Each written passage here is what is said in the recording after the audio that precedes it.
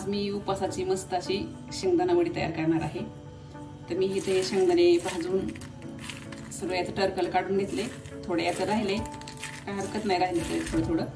आणि हे आपल्याला थोडंसं मीडियम जाडसर कूट करून घ्यायचं, लय जाड पण नाही आणि लय बारीक पण नाही।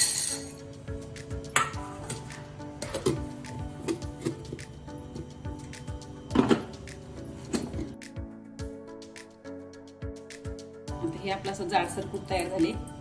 आता आपल्याला हे कूट मोजून घ्यायचं एखाद्या वाटीने। आता हे कूट आपण छोट्या वाटीने मोजून घ्यायचं आपल्याला। यामध्ये ही वडी करताना मी दूध पावडरचा वापर करणार आहे। दूध पावडरमुळे काय होतं, वडी एकदम मऊ आणि खुसखुशीत होते।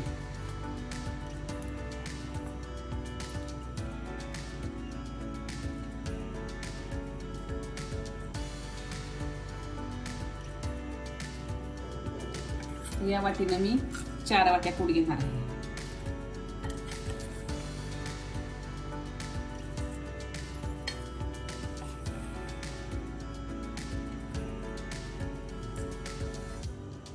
हे आपलं 4 वाट्या कूट तयार झालं। 4 वाटी कुटासाठी मी इथं ही 1 वाटी दूध पावडर घेतलेली,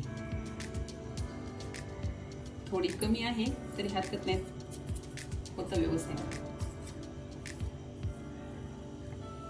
आणि आपल्याला घ्यायची आता 2 वाट्या साखर।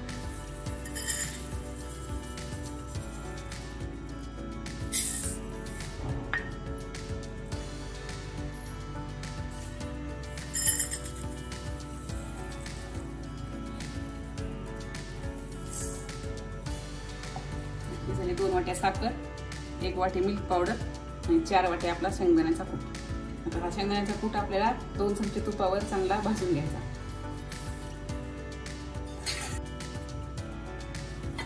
आपल्या या ट्रेमध्ये शेंगदाणा वडी काढायची आहे, त्यावर थापून घ्यायची आपल्याला, म्हणून त्याला अगोदर तुपाने सगळीकडे ग्रेस करून घ्यायचं।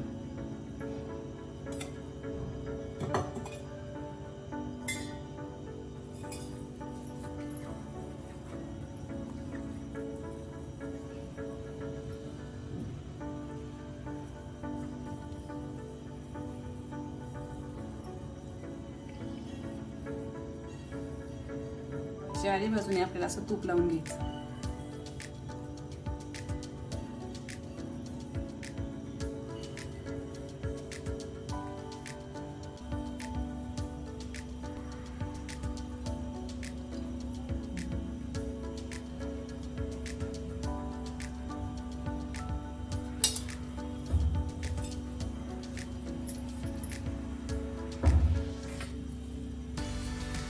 हे 2-3 चमचे तूप मी कढईत टाकलेले, आता त्यावर आपल्याला हे कूट भाजून घ्यायचं।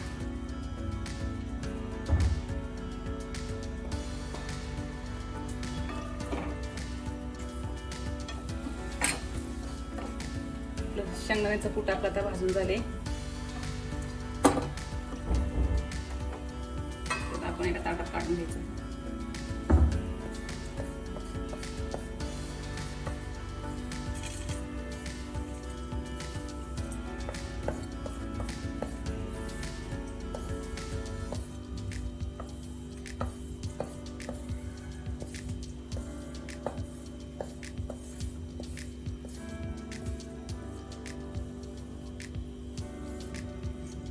आता याच कढईत आपल्याला पाक करून घ्यायचा।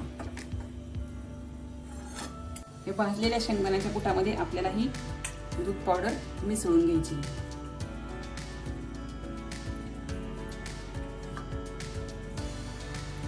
चमच्याने चांगली हलवून घ्यायची।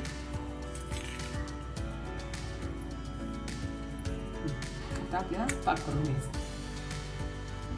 आता आपली साखर 2 वाट्या होती, त्याच्यामुळे आपल्याला पाकासाठी पाणी 1 वाटी घालायचं। पाण्याला असं कडणी थोडंसं बुडबुडी यायला लागले की मग साखर टाकायची। काय होतं, गार पाण्यात टाकली ना साखर लवकर विरघळत नाही, म्हणून पाणी थोडंसं गरम होऊ द्यायचं आणि मग साखर टाकायची, म्हणजे ती पटकन विरघळते।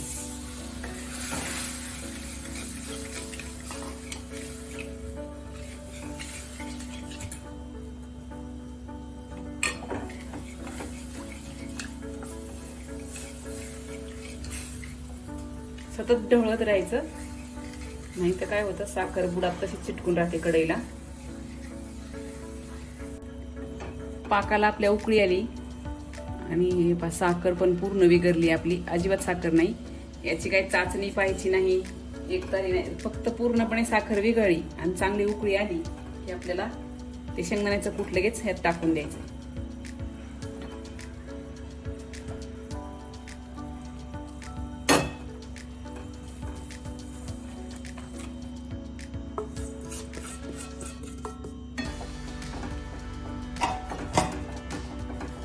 आणि आता हे गोळा होईपर्यंत आपल्याला ढवळत राहायचं. हे ढवळताना आपल्याला गॅस मिडियम ठेवायचा, एकदम लो पण नाही आणि एकदम हाय पण नाही.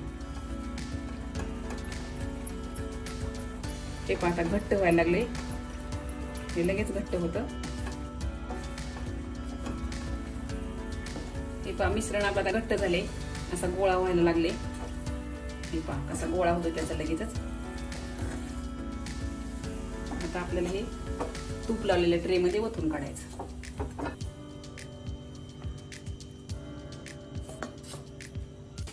आता आपल्याला यात पसरून घ्यायचं चांगलं व्यवस्थित.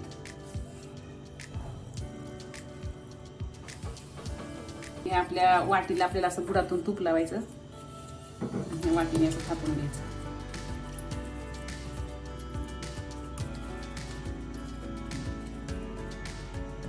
आता आपल्याला याच्यात थोडं थंड जाईल थोडं, आपल्याला याच्या वड्या पाडून घ्यायच्या. गार झाल्यानंतर वड्या पडत नाहीत, गरम आहे तोपर्यंतच आपल्याला असे आखून ठेवायचे. सगळ्या वड्या आता पाडून झालेत, थंड झाल्यानंतर आपण एका डिश मध्ये काढून घेऊ.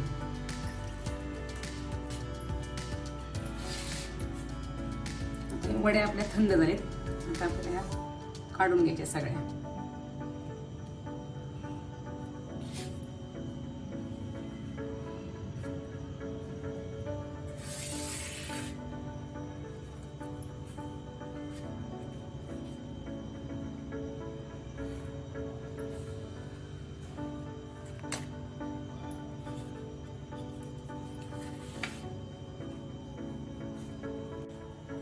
हे पहा